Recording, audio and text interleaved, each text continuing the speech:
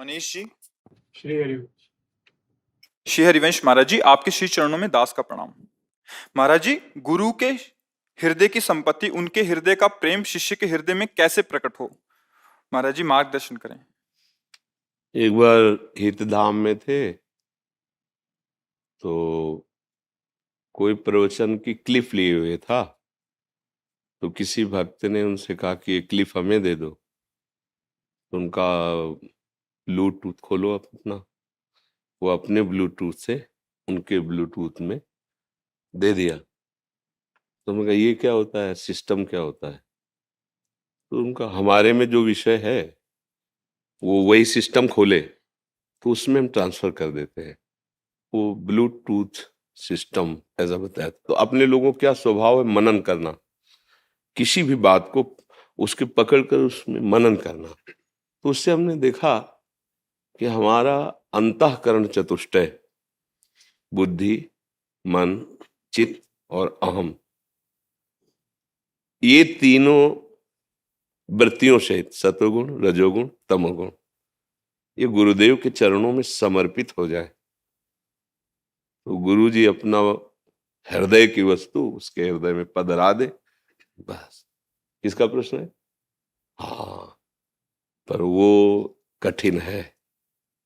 अपना अस्तित्व गुरुदेव के अस्तित्व में समर्पित कर देना बहुत कठिन है, क्योंकि इसमें बीच में अहंकार बहुत बड़ा रोड़ा है। अहम जो है ये गुरु कृपा प्राप्ति नहीं होने देता। गुरुपद पंकज सेवा तीसरी भक्ति अमान, मान रहित होकर गुरु चरणारविंद की सेवा से हम मन बुद्धि चित्त अहम समर्पित करने की तैयारी करें। जो गुरुदेव उपदेश करते हैं समर्पण वो कर लेंगे, वो समर्थ है, हम नहीं दे पाएंगे, वो घसीट लेंगे। उन्हीं के घसीटने से ही हमारा मन बुद्धि ब्रह्म स्वरूप हो जाता है। पर हमें उनके वचन, उनके उपदेश अक्षरशः पालन करने होंगे। पर बीच में मान बहुत बाधक हो जाता है। गुरु कृपा में सबसे बड़ा बाधक ये मान है। गुरु चरणों की सेवा में जहां रहते हैं तो मान स्वाभाविक प्राप्त होने लगता है, क्योंकि महापुरुषों का प्रताप होता है। और उस मान का आप भोग करने लगे, स्वीकार करने लगे, आनंदित होने लगे, आप गए। अब आप गुरु के हृदय की वस्तु को नहीं जान पाएंगे। गुरु के हृदय की वस्तु मान रहित होकर उनकी आज्ञा में निरंतर रहिए। बस कब ट्रांसफर हो गया आपको पता ही नहीं चलेगा, आप उसी स्वरूप में निमग्न होंगे। पर इसके लिए पूर्ण आत्मसमर्पण चाहिए। उसी के लिए तो गुरु प्रदत्त साधना कर रहे हैं, उसी के लिए तो कर रहे हैं। पूर्ण समर्पण। मान ये बहुत जहर है और इस जहर को हम हंसते हंसते पीते हैं। सम्मानम कलयाति घोर गरलम नीचापमानम सुधा, श्री राधा मुरलीधरो भज सखे वृंदावन मात्यज। हे मित्र, हे भाई, ये सम्मान बहुत बड़ा विष है परमार्थ के पथिकों के लिए। नीच पुरुषों द्वारा किया हुआ अपमान अमृत के समान है, इसे सह जाओ चुपचाप और फिर राधा मुरली मनोहर का निरंतर भजन करते हुए नाम धाम रूप लीला के आश्रित रहो। यहाँ समर्पण की जरूरत है। मयि मन आदत सो मैं बुद्धि निवेश है, तो निवशिष्य मय्येव अत ऊर्ध्वम न संशया। मन और बुद्धि मेरे को समर्पित कर दे तो मेरे में ही निवास करेगा, इसमें कोई संशय नहीं है।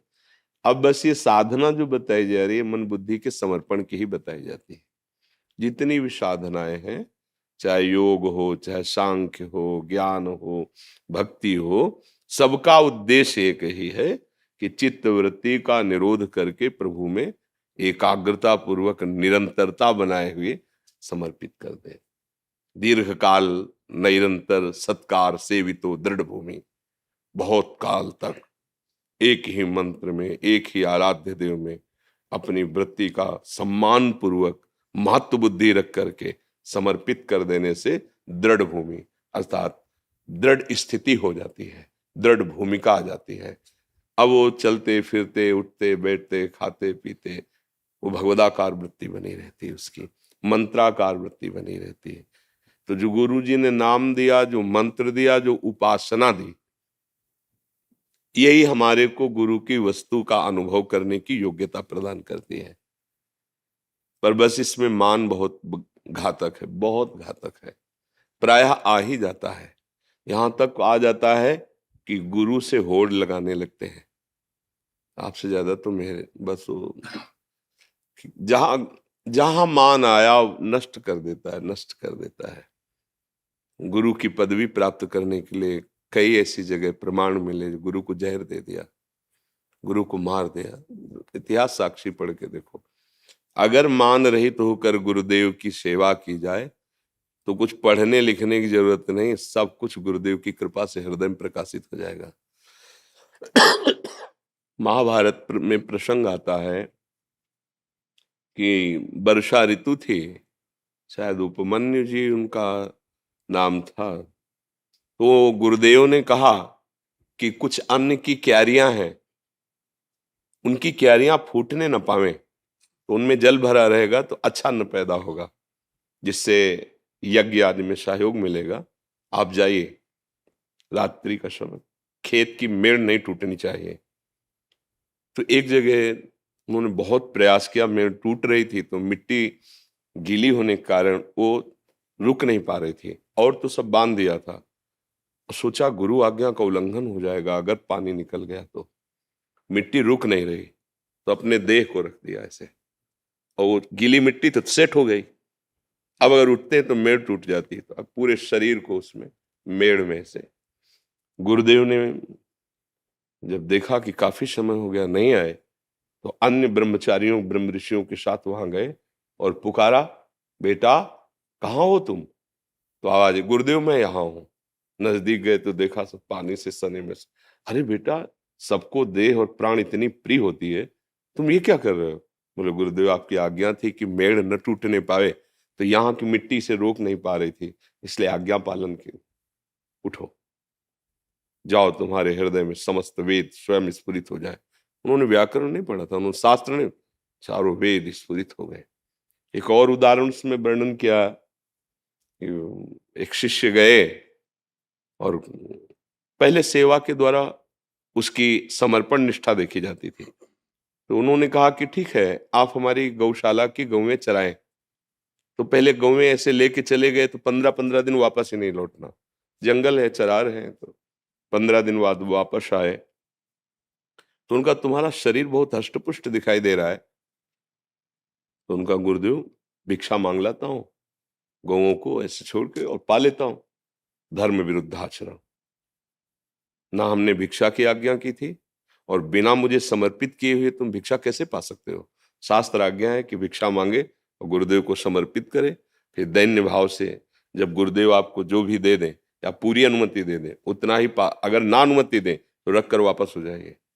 समर्पण बहुत बड़ी चीज है। तुमने तो अपराध कर दिया, बिना हमारी आज्ञा के, बिना समर्पण के भिक्षा।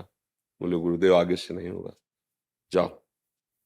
15 दिन बाद फिर आए तो ऐसे ही। तो उनका अब भी अष्टपुष्ट हो? तो कहा गुरुदेव बहुत सी गौएं हैं ना, तो दूध पी लेते हैं, भिक्षा तो बंद कर दे।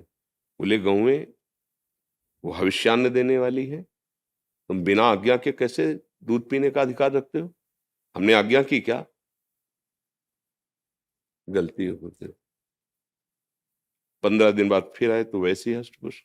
फिर तुम्हारे शरीर की चर्बी सूखी नहीं अभी? तो गुरुदेव जो बछड़े दूध पीते हैं ना, उनका फेन गिरता है, बछड़े बड़े दयालु हैं, वो अधिक गिरा देते हैं। ये आदेश हमने कब किया? उनका गुरुदेव अब नहीं। एक दिन बहुत भूख लगी, हम न दूध पी रहे थे न भिक्षा मांग रहे थे, उनको ज्ञान था नहीं। अकौड़े का वृक्ष होता है, उसके पत्ते जो तोड़े तो उसमें दूध जैसा दिखाई दिया, उनको लगा ये पौष्टिक चीज है, पा लिया तो उनकी आंखों की ज्योति चली गई। अब वो एक गड्ढे में गिर गए कुएं में जैसे। अब गायें जब वापस गई तो वो साथ नहीं थे, तो उनको ढूंढने के लिए निकले, उनका नाम पुकारते रहे। आवाज आई कुएं से, गुरुदेव मैं यहाँ पड़ा हूं। कैसे कैसे पड़े हो? गुरुदेव बार बार भूख ने मुझे व्याकुल कर दिया था, तो पता नहीं मैं किसका पत्ता खा लिया कि बोले, समझ गए कि ऐसे अकोड़े। उन्होंने मंत्र दिया, इस मंत्र का उच्चारण करो। जे ही उच्चारण किया तो साक्षात अश्विनी कुमार आ गए। देव जो वैद्य है, दोनों अश्विनी कुमार। उन्होंने एक दिव्य औषधि के द्वारा पुआ तैयार किया और कहा पालो। बोले अब जिंदगी में नहीं। गलती पे गलती होती गई, हम गुरु आज्ञा का उल्लंघन करते गए, अब नहीं। आंखें नष्ट हो जाए या प्राण नष्ट हो जाए, जब तक मेरे गुरुदेव आज्ञा नहीं करेंगे तब तक इस जबान में कुछ नहीं रखूंगा। तो उनका गुरु को भी अगर आवश्यकता होती तो हम देव वैद्य हैं उनका, तो वो अपने गुरु से थोड़ी आज्ञा लेते हैं। हम खुद इस समय आपको आज्ञा करते हैं, हम देवता भी हैं, वैद्य भी हैं, और तुम्हारी औषधि है ये, तुम पा लीजिए। बोले प्राण त्याग दूंगा लेकिन अन्य किसी की आज्ञा नहीं, केवल गुरुदेव की आज्ञा। तो प्रसन्न हुए, पा लीजिए।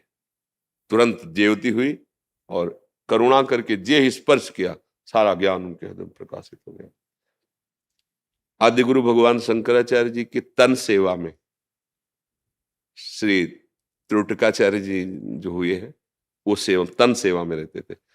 उनके वस्त्र धोना, लंगोटी धोना, ऐसा कोई वेद ये सब नहीं पढ़े थे, सेवा में रहते थे। तो जो और शिष्य थे वो बड़े सब विद्वान। तो एक दिन किसी शिष्य ने कहा कि प्रभु इस ब्रह्म सूत्र की व्याख्या कर दीजिए। तो उनका त्रोटक आ जाए तो वो भी बैठ जाएंगे फिर कर। बोले प्रभु उनको क्या सुनाना, क्योंकि पढ़े लिखे नहीं। बोले उनसे तो अच्छा है कि वृक्ष को सुना दे, क्योंकि वो देखते थे केवल गुरु सेवा में मगन, कोई शास्त्र स्वाध्याय ये सब नहीं कर। भगवान शंकराचार्य जी ने कहा गुरु सेवक को ऐसी दृष्टि से देखते हो? पहले कहा आगे, उनका बेटा इस ब्रह्म सूत्र की व्याख्या करके सुना। सारे वेद स्फुरित हो। गुरु कृपा ही केवलम, वो कब होती है? जब बिल्कुल आत्मसमर्पण। तो पढ़ना लिखना जो ज्ञान होता है वो कितना भी करो वो एक सीमित होता है, लेकिन गुरु कृपा असीम तत्व का जो बोध कराती है, केवल गुरु कृपा ही केवलम। इसीलिए ध्यान मूलम गुरु मूर्ति, पूजा मूलम गुरु पदम, मंत्र मूलम गुरु वाक्यम, मोक्ष मूलम गुरु कृपा। दैन्य होकर सदगुरुदेव के चरणों का आश्रय ले ले तो तत्व ज्ञान, भगवत प्रेम जब ये दुर्लभ नहीं तो लौकिक सुख की बात क्या है, लौकिक पारलौकिक सुखों की बात क्या है। इसलिए मान रहित होकर गुरुदेव का आश्रय ले। गुरुदेव के वचनों को ही, हम शास्त्र के शब्दों को नहीं समझ सकते, तो सरल शब्दों में उनका सार गुरुदेव बताते हैं, उनकी बात मान ले। बात मान लेना ही स्थिति को जागृत कर देना है।